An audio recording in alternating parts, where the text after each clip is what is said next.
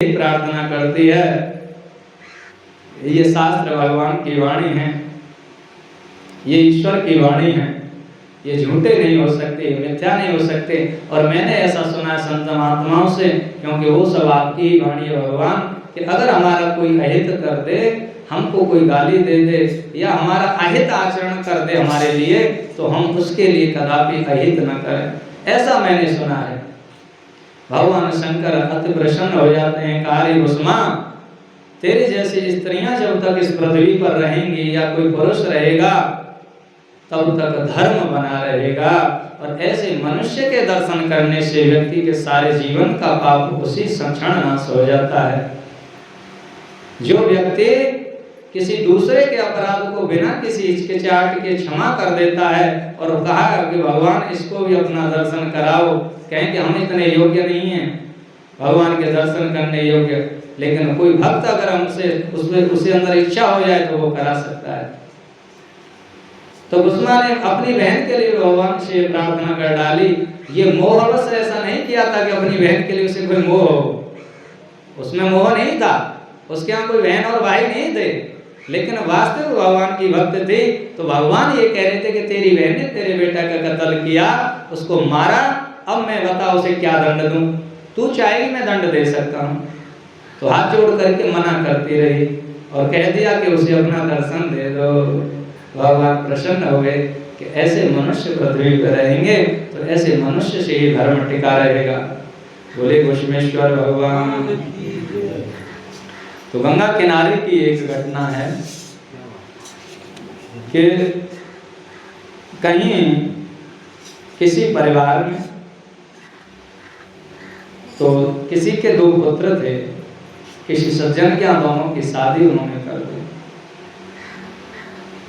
दोनों की शादी जब कर दी तो उसमें से जो छोटे वाला, उसकी जो पत्नी थी वो थोड़ा भक्त थी, और जो बड़ा वाला था वो भौतिकता में जीने वाले थे।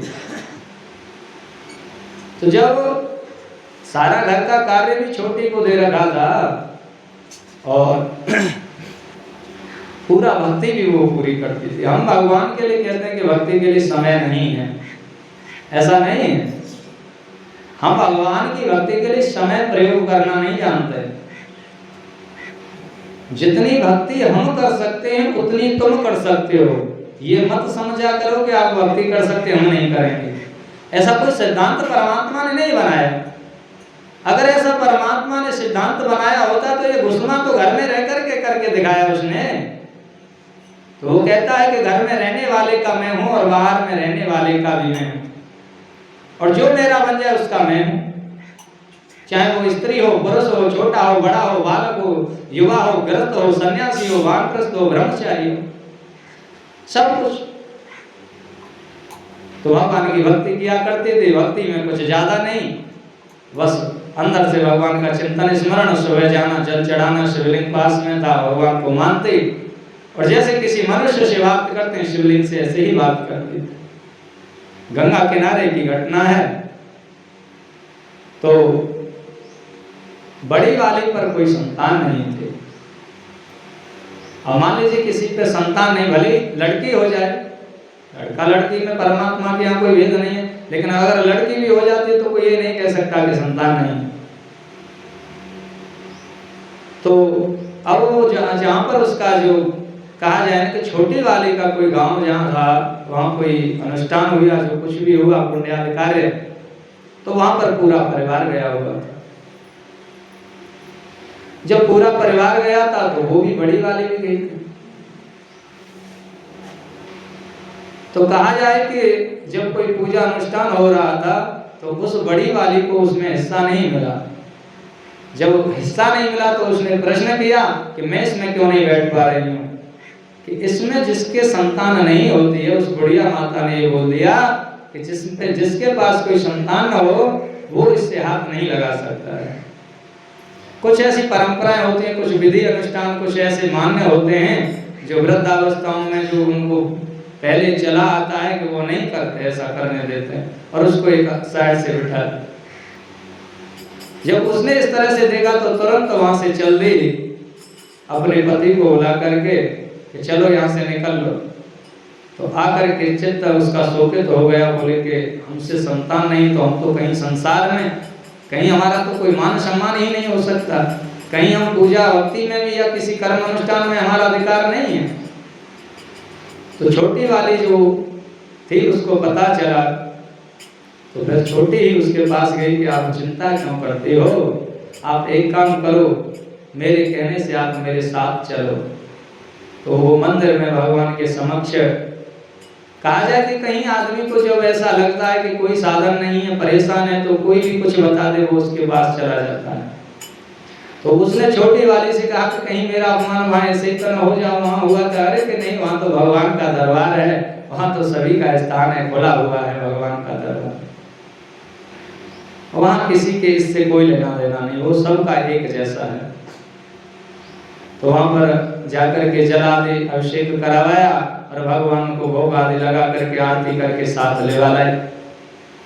तो जब पूजा करने के बाद वो आई तो बोला कि कैसा लगा वह थोड़ा, तो बोला कि मुझे तो कुछ थोड़ा शांति सी महसूस हुई है, और ये वास्तविकता है जब हम श्रद्धा लेकर के कहीं कथा आदि भगवान की भक्ति आदि में बैठते हैं तो हमारा जो चित्त में शोकित है वह नष्ट होता है, वो शांति महसूस होती है, व्यक्ति को शांति मिलती है, क्योंकि भगवान ही इस तपती हुई अग्नि से शांति दे सकते हैं। संसार जलती आग है, इसीलिए कहा है किसी संत ने कि संसार जलती आग है, इस आग से झट भाग कर अशांत शीतल देश में हो जा अजर, हो जा अमर। ये जलती हुई आग है, काम है इसमें, क्रोध है इसमें, लोभ है इसमें, द्वेष है, पग पग पर इस पे कहीं ना कहीं तमाम पाखंड वाद है और आपस में विवाद है, भरा पड़ा है संसार। लेकिन भगवान के प्रेम में जिसका चित्त आसक्त होता है वह इन सारी चीजों से बाहर निकल जाता है।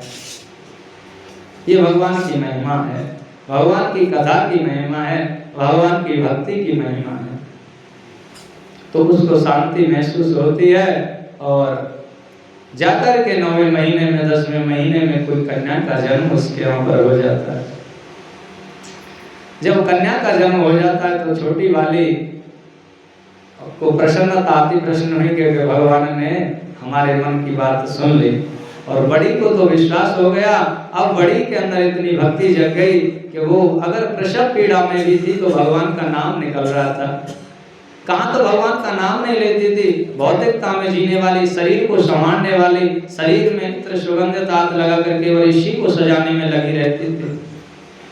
और कहाँ आज प्रसव पीड़ा में जब इतना दुख होता है, जन्म देते हैं, उस समय भी भगवान का नाम ले रही थी। ये भगवान की ही भक्ति की महिमा है। तो छोटी वाली को बहुत प्रसन्नता हुई, जाकर के जल चढ़ा के भगवान से मन ही मन, भगवान कहीं दूर दौड़ आई है, ऐसा नहीं कि भगवान मंदिर में घुसोता बैठेगा तो साथ लेके डोल ले भगवान को 24 घंटा। मेरा औलिया मेरे साथ है, जब चाहूं मैं बात कर लूं, खुद में खुदा होता है नहीं जुदा होता है। अरे मन मूर्ख तू क्यों उदास होता है, तेरा तो वो होता है पर तू उसका नहीं होता है। तेरा भगवान तुझसे कभी न जुदा होता है, तेरे साथ वह रहता है लेकिन तू न उसके साथ रहता है। 24 घंटे में हमारा कोई साथ दे देगा ये कोई बड़ी बात नहीं है, लेकिन 24 घंटे साथ नहीं देगा। साथ दे देगा धन का, बल का, सहार्द का, लेकिन जो श्वास श्वास के साथ है वो परमात्मा तुम्हारा सबसे बड़ा साथी है। उससे बड़ा साथी दूसरा नहीं हो सकता। और उसी परमात्मा से सृष्टि है और जिससे हमारा शरीर है, और इस शरीर में जब वो बैठा है तो सृष्टि में भी वही बैठा है। और जब उस परम सत्ता के साथ हमारा चित्त लगता है तो कहीं ना कहीं दुखी हो जाएं, निराश्रय हो जाएं, कभी उदास हो जाएं, तो अकेले बैठ करके अपने प्रीतम से बात कर लो, अपने भगवान से बात कर लो। इसमें तुम्हारी श्रद्धा और विश्वास ही मुख्य कारण है। जिसका जैसा होता है उसको वैसा उत्तर वो देता रहता है। तो मनुष्य ही भगवान को पुकार करते हैं कि आपका धन्यवाद मैं कैसे करूं, आपने मेरी लाज बचा ली।